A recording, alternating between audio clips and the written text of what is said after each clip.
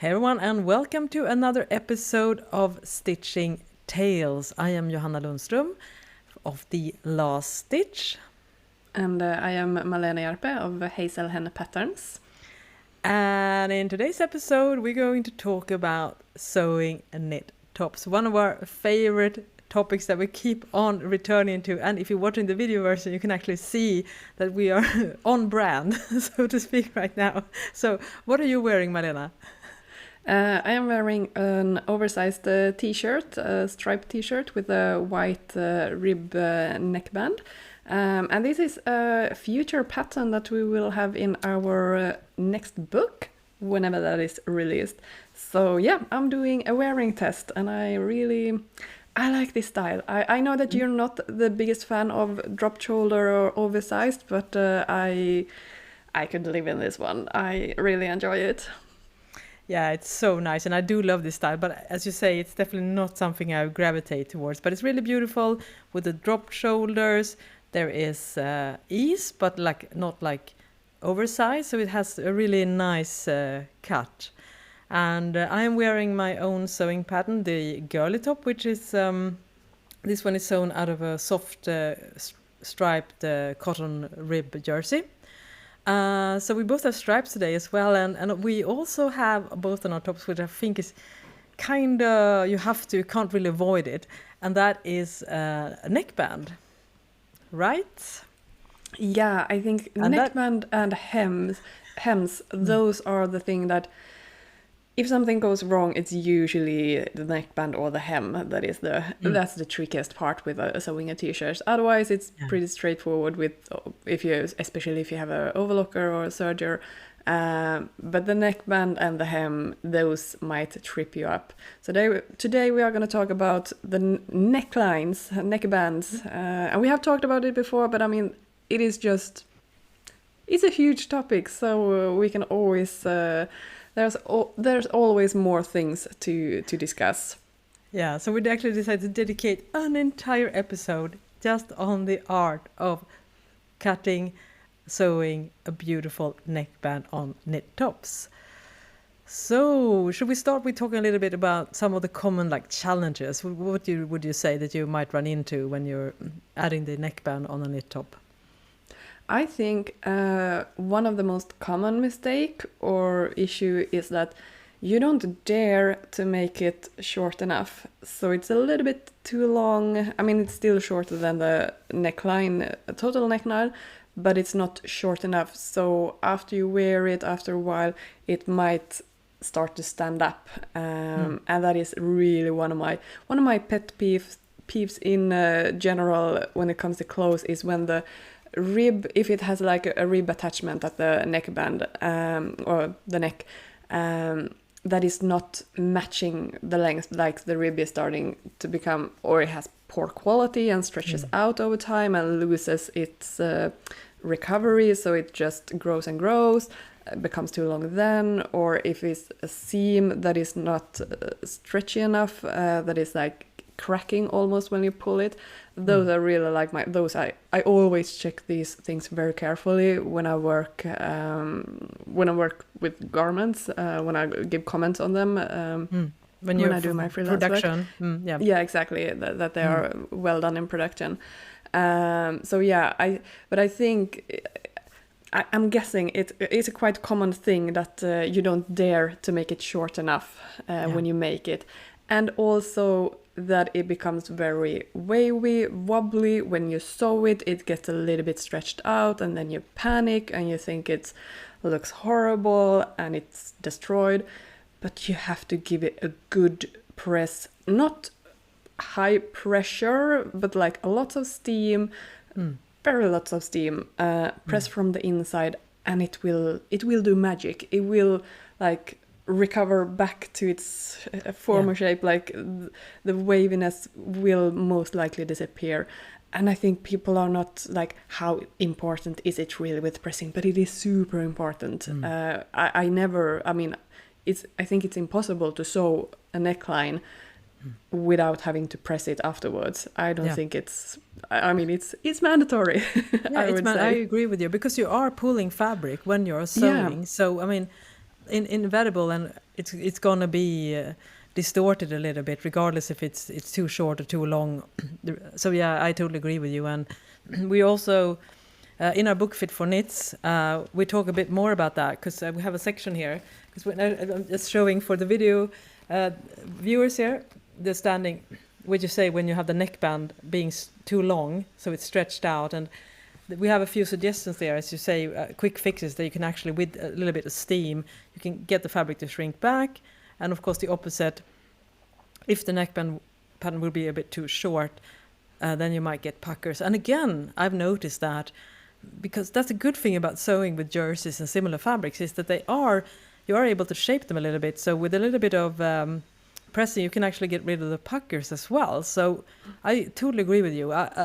So don't feel bad. You haven't done anything wrong if you end up, sewing a neckband and it doesn't lie entirely flat or is entirely pucker free before.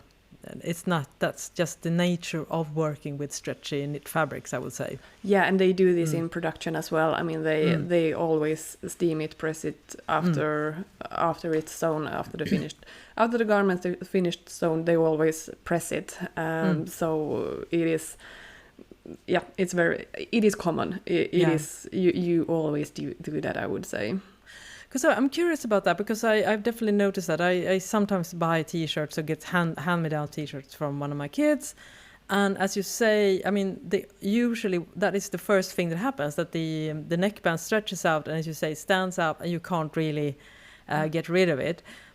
Is it sometimes poor fabric choice, or is it just a matter of neckband length?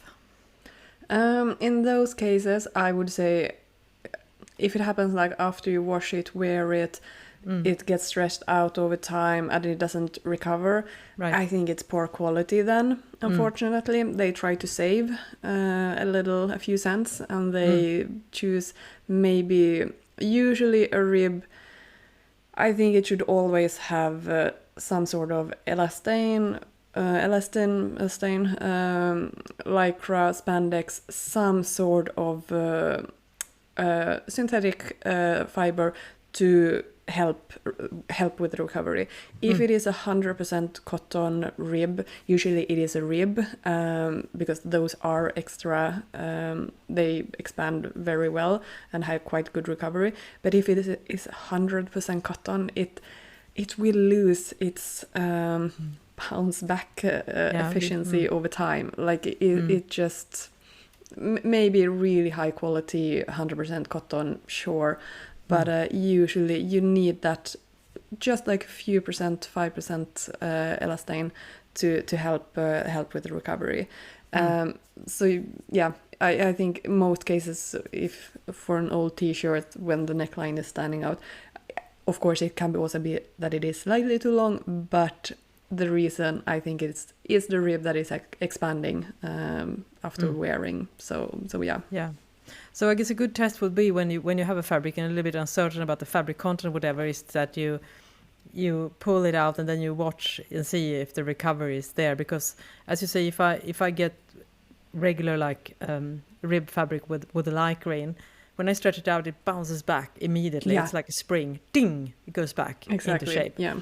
But some, as you say, fabric and fabric mixes, when you stretch them out, you can actually see that they are a little bit longer after stretching out. So I guess that is a good first sign that perhaps this is not the fabric you're going to use for the neckband, right?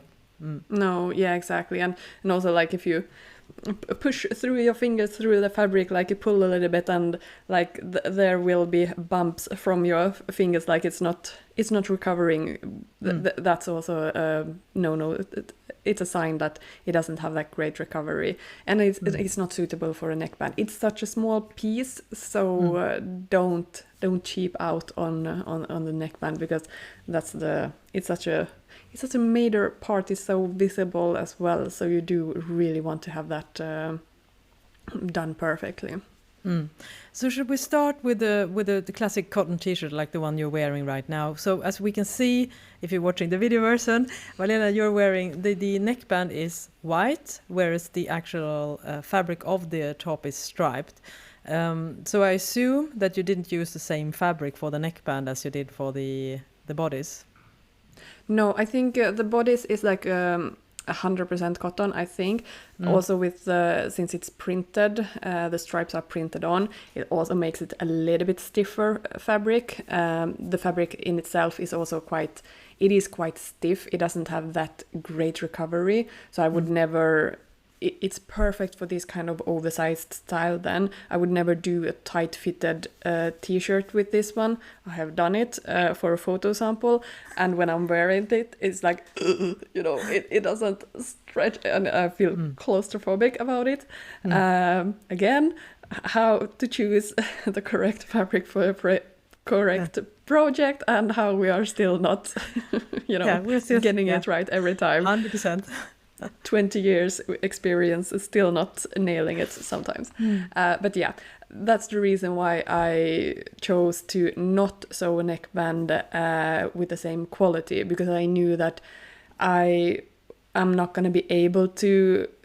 It has to be quite long then, because I can't make it as short as I need to be, because then it is not going to shape as around the neck nicely, because the stiffer the fabric, the longer neckband you need to have, because you can't stretch it out so much. But there is a limit, like where it's like no, it's not. You can't really use the real fabric. So for me, it was instantly like, yes, no, it's gonna be a rib for sure, no questions. So it's a quite thick rib as well, or not thick, but you can feel that it has elastane in it. And it's a little bit sturdy in that way, right? Exactly. So yeah, it bounces Mm. back very easily, and it's just sewn with an overlock here on the inside. I haven't stitched it down. You can have some decorative stitch on the outside also, if you want to hold down the overlock seam allowance, hold it in place. But I chose not to do it here, since it is striped. It's gonna be quite visible, so I didn't want to do it. But this is the neckband the type of making that I prefer to do. The only one I really know. I mean, you can do bindings as well, and I think you can explain more about that. But I have actually never sewn a binding on a t-shirt. I have a cover lock, I have the thingy that you can attach, but I still have not used it.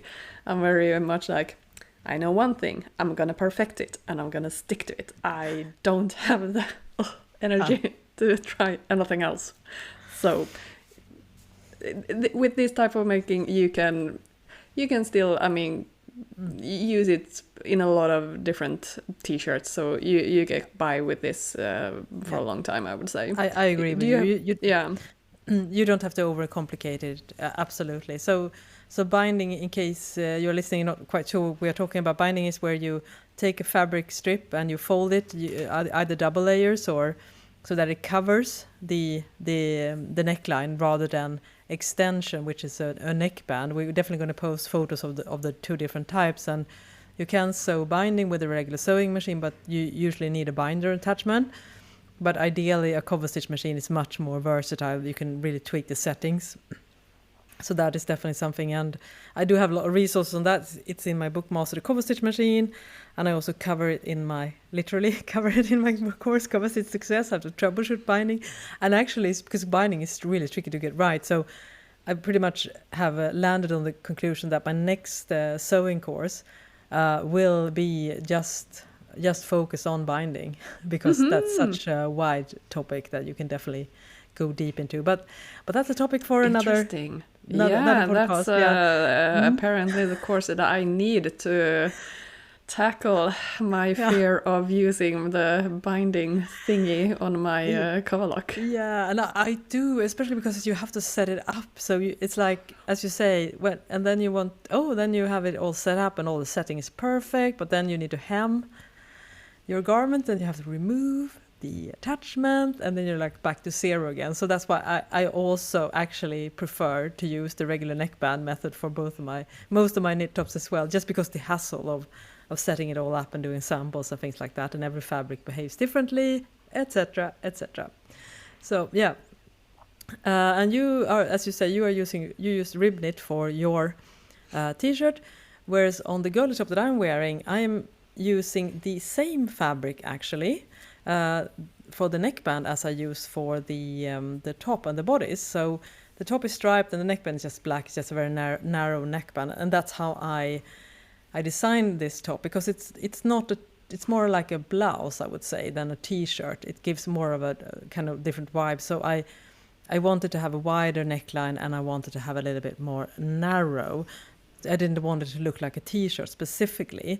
And you, Malena, you were the one that is actually drafted the pattern and constructed the neckband, which everyone can see if you're watching the video version. It fits perfectly because Malena knows her stuff. No puckers, no standing up and sewing a narrow neckband using self fabric is not. It can also be tricky, because what are the drawbacks of using this, which I'm using here, compared to the rib knit that you use for your t-shirt? Yeah, it doesn't have that as much stretch in it, and it doesn't then mold itself around the rounded neckline equally easily as a rib does. But you can still, as long as it has quite a good stretch, the fabric, you can still use it. You just need to make it a little bit longer compared to if you have a rib. So this is why it's so crucial if you buy a pattern, that you take the pattern piece for the neckline as a guidance of how, as a starting point, I would say. But it really, really depends on what kind of fabric you are using. If you are using a super stretchy rib that doesn't have that good recovery, maybe it needs to be even shorter. Maybe it needs to be 60% of the total neckline length. If you have a rib that is stretchy but has quite good recovery, that it has some lycra in it or spandex, then maybe it can be 70-75%. Or if you're using a cotton elastan rib, like a regular t-shirt fabric that has a little bit of spandex elastan in it, like a then jersey. Regular single jersey, then you can have maybe the length to be 85% of the neckline. And now I'm talking about the sewing, the seam line, not the seam allowance edge, because that will obviously be even shorter.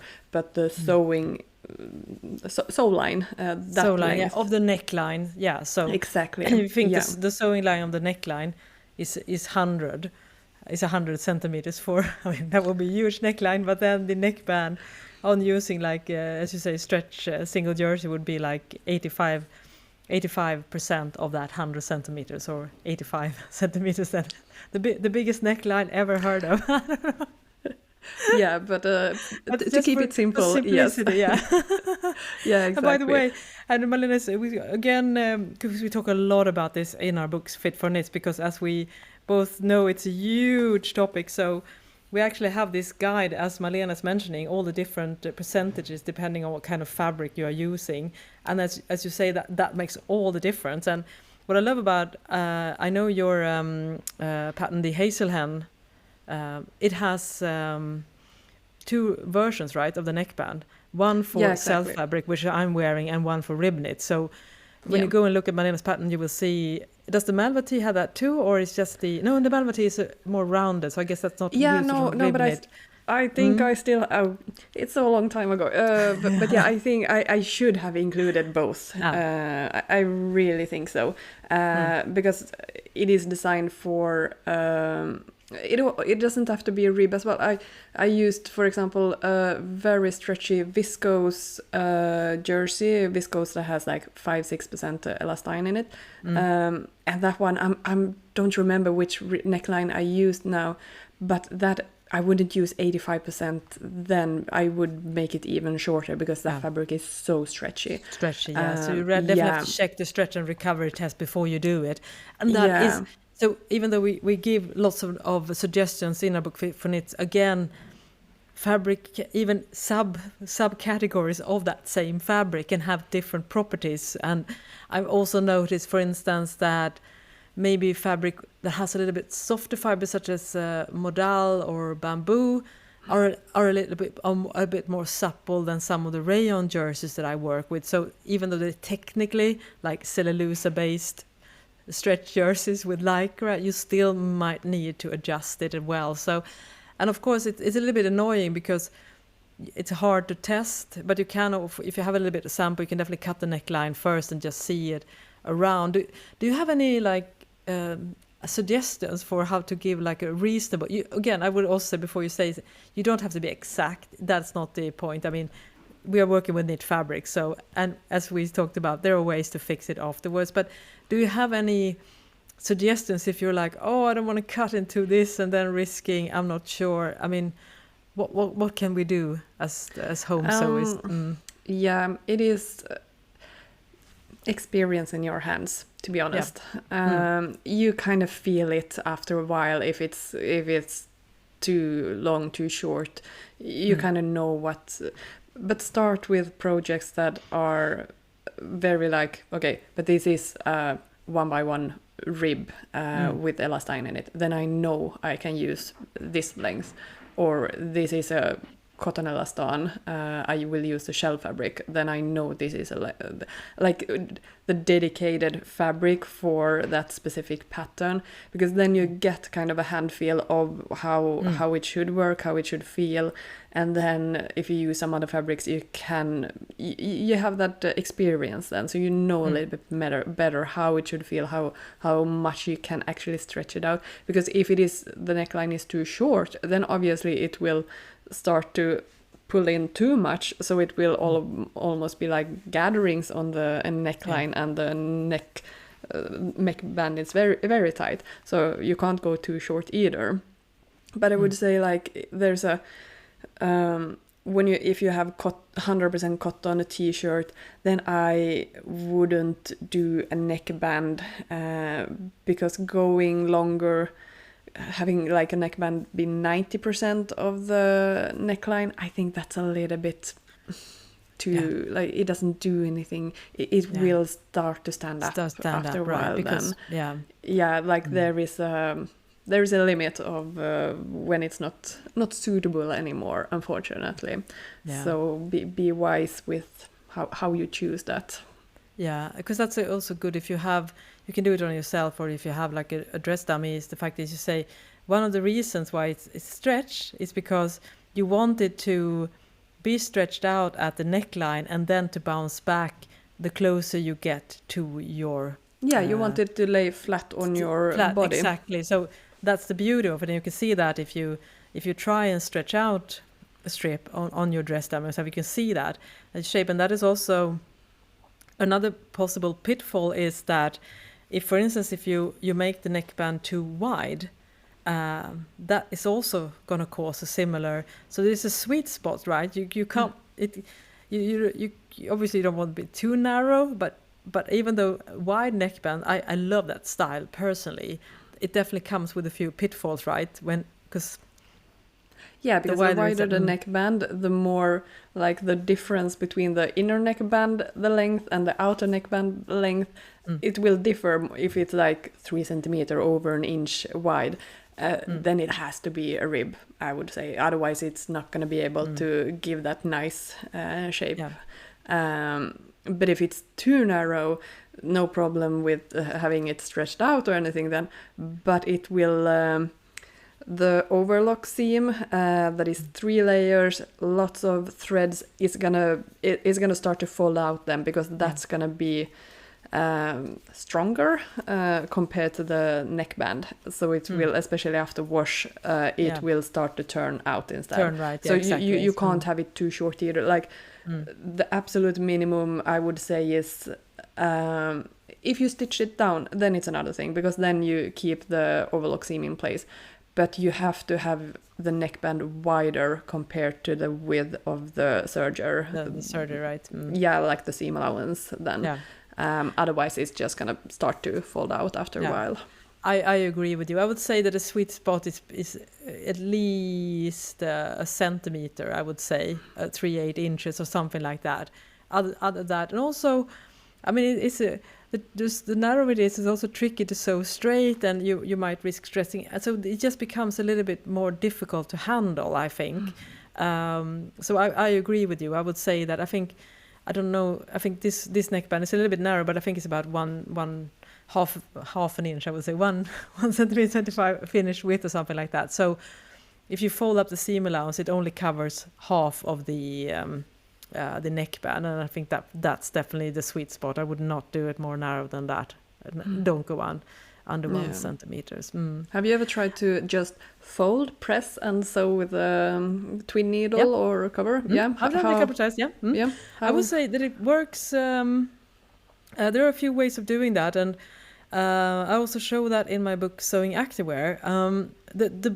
My number one trick there is that you attach narrow clear elastic, which has the width of a seam allowance.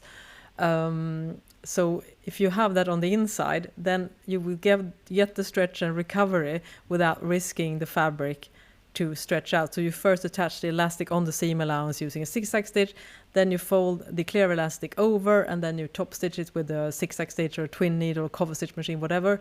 Then you get this really narrow hem. And I tried that a few times and it works surprisingly well. It's a little bit fiddly. And again, I would not recommend it to like soft, supple fabrics like the one I'm wearing right now, which is a very soft, stretchy cotton jersey. I would never do that. But some cotton jerseys with lycra, they have a little bit stability in it. They don't drape as well, and so they if the edges doesn't curl, if it's easy to attach the clear elastic on the seam allowance, then you can definitely do it. Just if I would just do fold without clear elastic, I would only use a very stable fabric, but stable fabric is usually thicker, so then you have that issue instead. So I would not say that it doesn't. I think it's great for activewear. And specific, difficult to construct colors, but I would say that the finishing doesn't look as pro, if that's something you're going after, compared to, because I think the neckband adds such a beautiful visual interest to a garment, and if you just fold it over, it doesn't get the same look.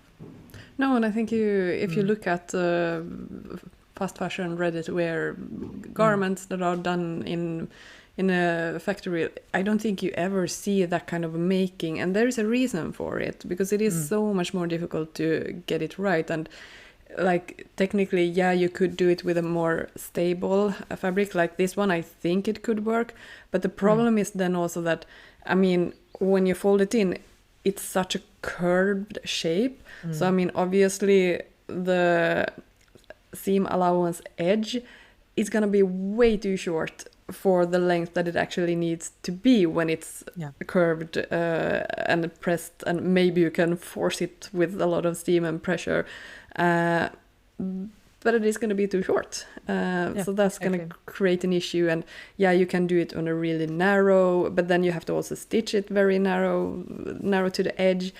So yeah, it's not gonna be that nice looking.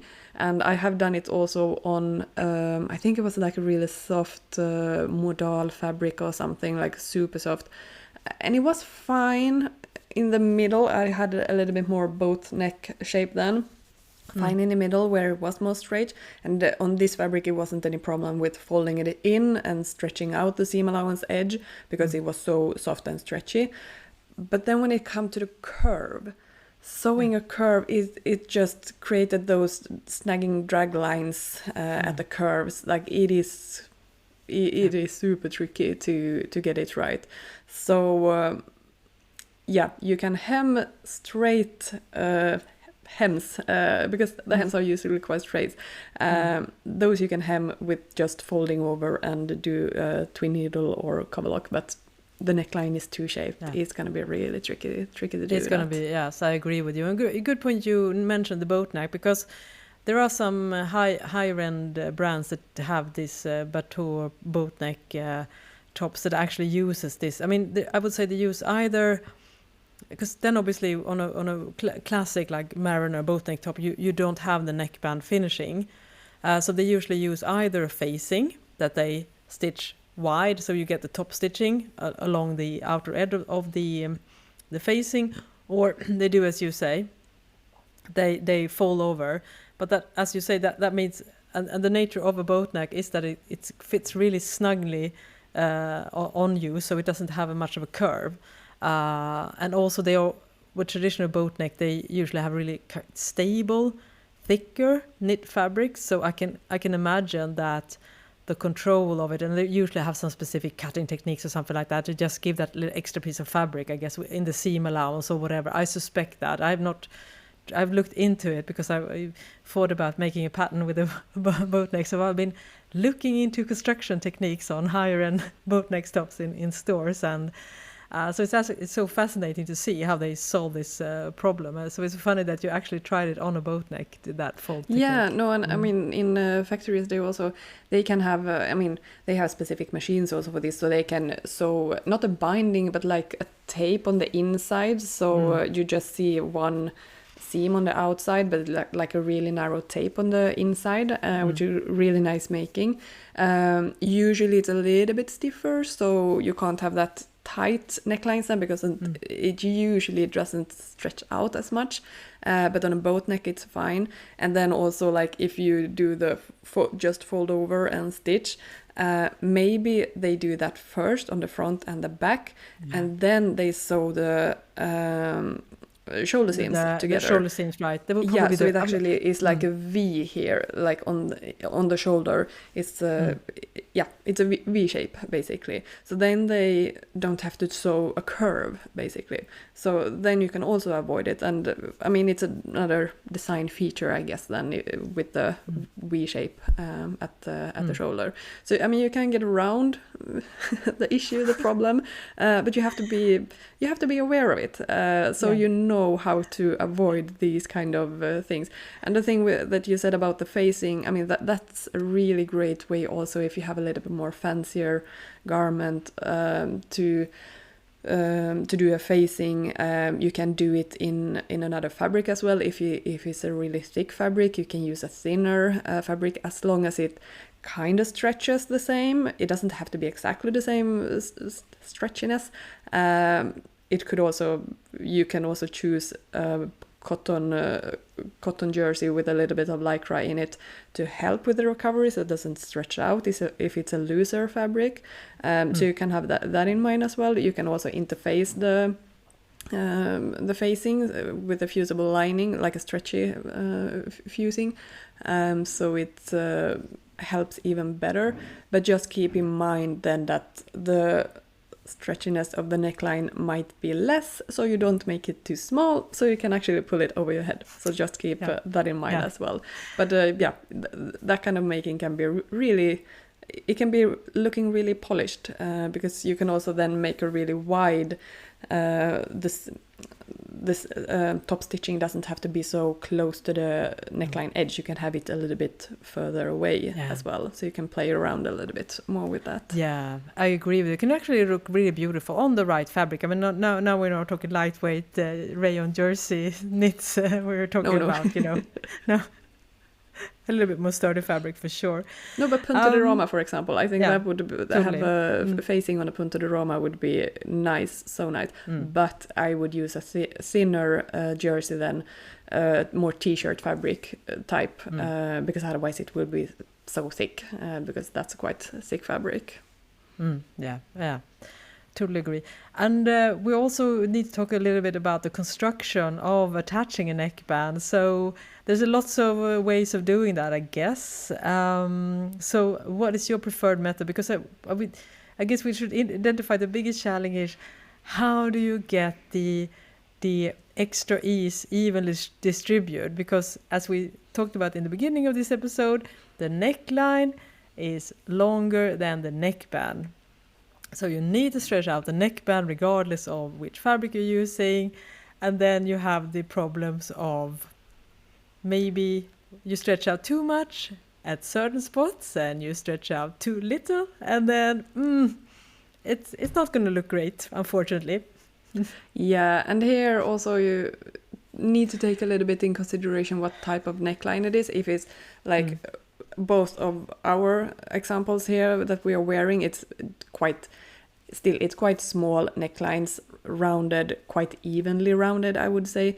But if you would have a boat neck, I mean, then it's a straight part and then curved on the side. Or if it's a deep V neck, then it's a little bit different, because you don't have to, on the straighter part, you don't have to stretch out the neckband as much, because the neckband will be straight then.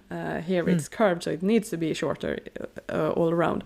But so there is a little bit difference. But if we are talking about just round neckbands, there are different ways of doing this. I think in our book we show, for example, if you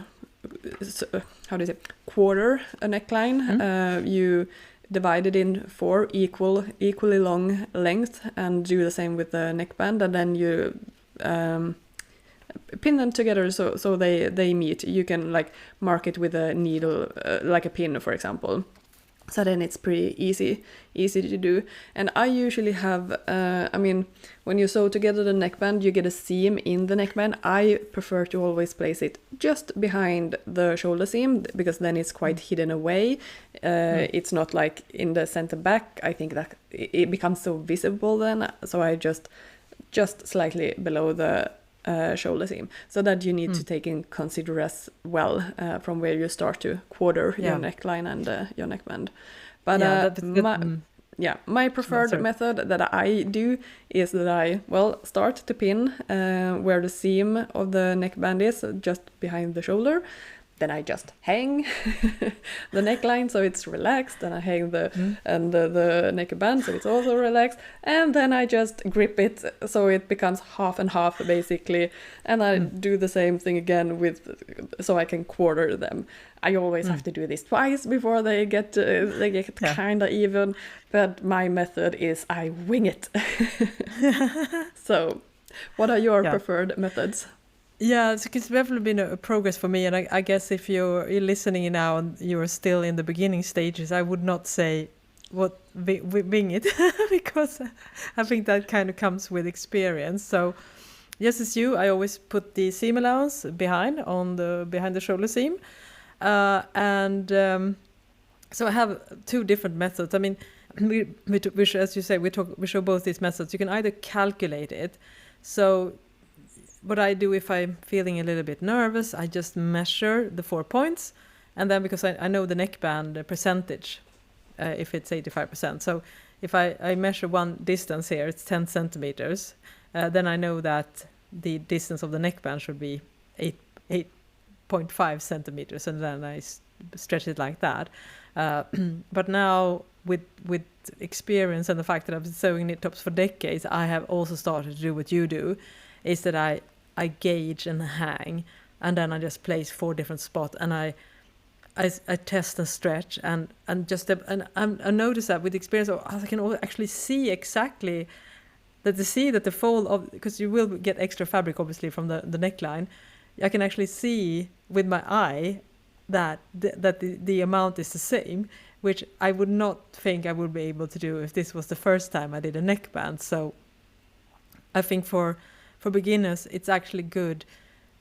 We are not sewing in a manufacturing set. There is no rush. So if you're a little bit unsure of, or if you had bad experience previously, definitely think about that. And I guess the mind challenge that comes with it is the fact that I will go out on a limb and say I am definitely against hard no to put your neckband seam mid back, because if you're wearing your hair up or have short hair, it's an eyesore. Sorry.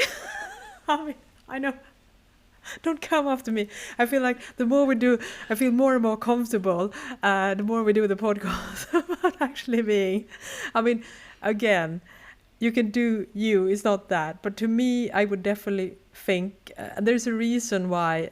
If you go into look into a neckband in any store, that they do what Malena says, is that they place the neckband seam slightly on the back piece so you can't see it, but not that far enough so that you see it. But if you want to do like you and I do, Malena, then you have to think about it a little bit differently, because I guess if you place the neckband mid back, that division of equal quarter is so easy, because then you just put mid back and then you stretch it out to the shoulder seam, and then mid front, and then you have it. So I would say if you're new to sewing, maybe it's a good idea to place the neckband mid back, just to make it much easier because it does provide an additional challenge. But we definitely show all these methods in our book. So if you haven't already, you should definitely get a book fit for knits to see exactly how to do this. So it gets a little bit abstract when we're doing audio.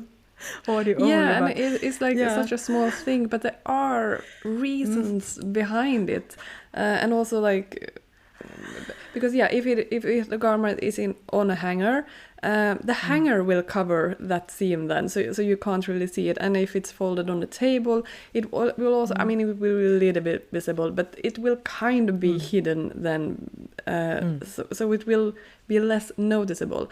And the reason why you don't place it exactly at the shoulder seam, I think it's a little bit more visible then, but I think it's mainly because you get so many seam allowance in one place then that it will be too bulky. It will start to be uncomfortable when you wear it, and it would actually be problematic, I think, when you are sewing in the machine. So that's why you just place it slightly behind the shoulder seam. So it's basically the seam allowance are like can be right next to each other, but they are not on top of each other. And I always I usually sew together the neckband with a straight stitch, a shorter straight stitch. You can do it. You don't have to do a zigzag seam because it's such a short length, and if the stitch length is a little bit shorter, it does have a little bit stretch in it anyway. But I usually do that. I have a straight stitch so I can press the seam allowance open, so the thickness is spread out a little bit more. You can also, if you sew an overlock, just fold them in different directions. So when the fold line comes, like then they are, so the seam allowance are spread out a little bit more. If you fold them in one direction, it will be so thick, and I think that could also create problems when you sew, that the sewing machine gets stuck on it because the presser foot, it doesn't get under the presser foot so easily. Lift up the presser foot a little bit with your hand when you are sewing it. Go slow and just lift it a little bit and help push the fabric in. That will help. But you want to avoid too many layers of fabric in the same place. It will just be too thick.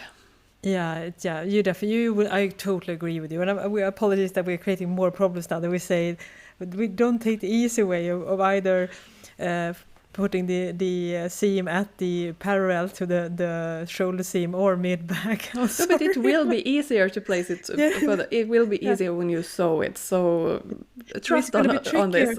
Yeah, calculating, yes, that will be tricky. Yes, it's going to be trickier, but sewing is going to be way easier. And once you get it, you can do just Malena, just let it hang, and then you will automatically get it right. So that's the goal, and that will happen the first time. But and I redo it always once when I have pin it. I always see that as you say, the gatherings or like the extra fabric on the neckline is too much on one place and not the other. Then I just shift them around a little bit. So I always still have to do it, like redo it once or twice before they are evenly distributed.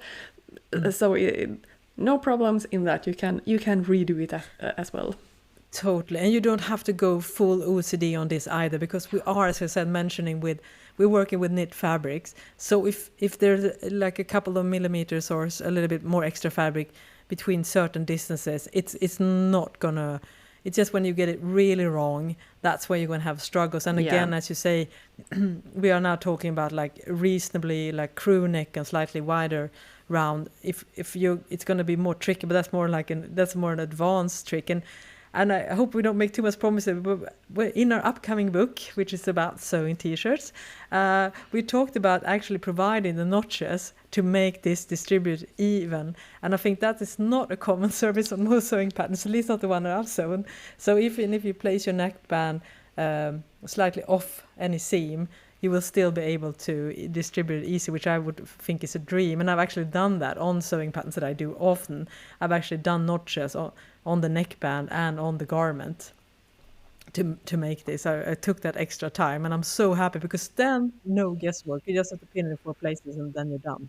Yeah, it is. It is much easier, that one. Yeah. So that's why we try to to do the process as easy as possible Yeah. for you who are using our patterns.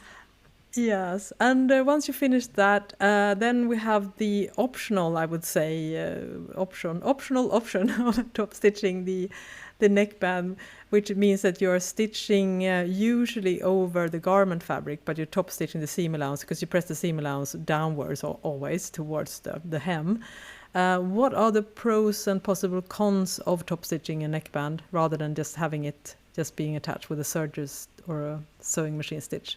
Yeah, I mean, you fixate basically the seam allowance then, so it's always in place. It stays in place. It doesn't fold out, turn out when you wear it or you wash it. So that's and it can also be very decorative. The downside is that you kind of have to have a cover lock, or especially if you just want to have one row, because then you can have a chain stitch, it's called, so it's still a little bit elastic. If you have two needles or two seams, you can use a twin needle as well. Then you can have a regular sewing machine, but the cover lock is, I mean, so much better. On that twin needle, it gets really beautiful seam then. One problematic thing about this, it's like imprinted in my brain. I still have on my promotion pictures for the Hazel Hen kids t-shirt. I still have the old photos. I want to retake them because then the top stitching, I didn't stretch out the fabric enough, so that seam is so tight. So it is creating drag lines towards the neckline. Not a good thing on a promotion photo. Yes, I have retaken the women's tee, but I haven't done it on the kids' tee yet. And it was I was so afraid to properly. I mean, you shouldn't stretch out the neckline, but I was like pushing in the fabric, so it almost created like gatherings almost when I saw the top stitching, which created a completely different problem then, because the neckline is stretched out when you wear it, but the top stitching is so tight, so it's not a good look. So yeah, that's one issue. That can also happen if the tension of the seam is too tight, that it doesn't stretch out as well as the rest of the neckline. And another thing, what I find the most challenging is when you sew over the shoulders, because then it is so many layers of seam allowances when both the neckline is folded in and the shoulder seams, like they all meet in one place. To sew over that, I find it really difficult, and I take it super slow then. I mean, I basically manually just turn the wheel so it goes over that little hump, but it is that is the most trickiest part. So that's usually why I don't actually do top stitching, because I don't want to sew over that. And I have a cover stitch machine, but I'm still a little bit afraid of those bumps. Yeah, same. I find myself more and more avoiding it, actually, because of all the pitfalls that you say as well. And I would also say that it also depends on the fabric. The one that I like to top stitch is if you're using like a heavier fabric, maybe like a French terry, or almost like if you, for instance, because now we talk about t-shirt, but you can also sew like a sweater, or a sweatshirt. What do you sweatshirt fabric? And then they also use a neckband, and then it's I find that those, with the exception of the bulkiness at the shoulder, I find that those are actually easier to top stitch, because that fabric in nature is quite stable, so it's easier to avoid both those puckering, and sometimes you also have the problem of having the fabric shifting towards, so it gets like slightly like twisted drag lines, so it kind of accelerates the diagonal lines because you keep pushing it. And we also show in our book Fit for Knits a way to mitigate that. The great tip that you gave in sewing in opposite direction from the way that you overlocked or attached the neckband, but still it is a little bit of a problem. So I would say that for a normal t-shirt, I have found myself avoiding it more and more, actually, and I find that if the neckband is wide enough, it's not usually a problem, but it can cause other problems that you're not really feeling too excited about, especially when you know, like you feel maybe you're on the finish line of a garment, because maybe I mean, you attach the neckband, we didn't mention that, but you usually attach the neckband as soon as the shoulder seams are done, because you don't want to have the neckline growing and expanding again before you do anything else. But maybe top stitching, you might do that as a final step as you hemming, because you usually use the same needles and machine. And then you're like, oh, everything looked great. And then I decided to top stitch down the neckband. And now I'm like super upset. And you don't want to rip knit fabrics either as much, because, they tend to break if you're a little bit upset and angry. Yeah, no, but there are many reasons actually why you should first. I mean, you always start with the shoulder seam, and then we strongly recommend that you do the neckline completely done, because if something messes up, you haven't wasted too much time sewing. But also, if you do it before you sew the side seams, you can have the garment like flat open, and it's just so much easier to actually be able to sew around the neckline, attach the neckline, press it, sew the top stitching afterwards. Like, you don't have, if you sew the sleeves and the side seam together, it is going to be so much trickier to actually reach when you sew on the machine to move around the fabric. So no, here's like, you can do things in different orders, but I strongly recommend that after the shoulders you get the neckline completely done. It's just going to be so much easier for you. So much easier. And it's such a confidence thing as well, because I feel when I went to therapy, I think I mentioned this before, a couple of years back, when I had problems with like stress-induced anxiety, my therapist said, saying that is common in I think in management, eat that frog, which means that if you're feeling very anxious and overwhelmed, you should start with those tasks that kind of gives you a little bit of anxiety and you're a little bit scared, because what happens in the brain is that the reward system starts to kicking in. So if you postpone the neckline, it will haunt you in the back of the mind, because as we kind of established now, it is usually the most difficult thing on sewing knit tops. But if you do that, as Malena says, as a second step, as soon as you've done the shoulder seams, then everything else is going to feel like a breeze. It's like a mental game, and I think we can use these kind of therapy tricks even in sewing as well, because I mean they are like life in general. I mean there are ups and downs with sewing as well, just like in life. Yeah, no, so true. Yeah, no, and it is, and also, as you said, the neckline it's bigger risk that it starts to grow if you handle the fabric, and you maybe stretch it out a little bit when you move it around. So just fixating that neckline first, so it doesn't anything happens to it while you are working on the garment. So there are like plenty of reasons, not just mental reasons, but like both. Like it is our strongest suggestions that you, after you finish your shoulders, that you do it. Yeah, that's a very good. We remember to mention that. Very important rule. And again, I know this is such a massive topic, and again, I realized, because this is probably going to be a shorter episode. I said 1 hour in almost again.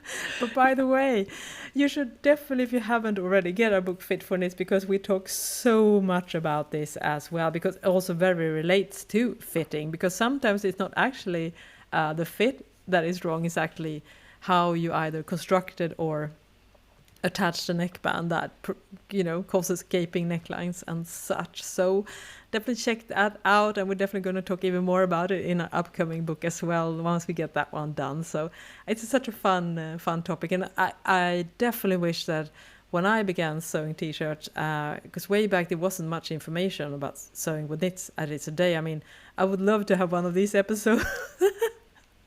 This is exactly the kind of things that would have helped me along the way, and things that we talk about now, that it's the most natural thing in the world. I mean, I would say most of these things I had no idea about when I started. So for instance, that you have to adjust the length of the neckband depending on the fabric, because usually when you get a pattern, there's just one length, and that hardly ever worked out for me, unfortunately. Usually they were too long. That's what I would say. If I would say one trait of a lot of sewing patterns that I work with, that the neckband has been too long rather than too short.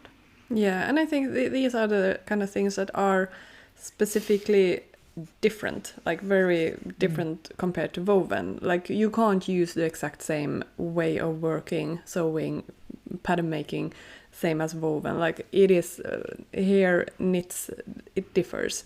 And I mean, in our book, this is why we focus on the fit, but sewing, it has such a big part of how it fits nicely in the neckline. So this is also why we talk so much about the different sewing techniques and how you should sew with knitted fabrics, because it can affect the fit. It can ruin or destroy a good fitted garment, but with the sewing it's gonna be messed up. So this is why it has such a huge impact on the fit. So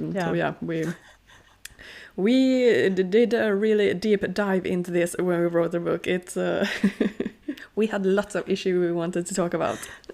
Yeah. I hope that you appreciate us going super nerdy.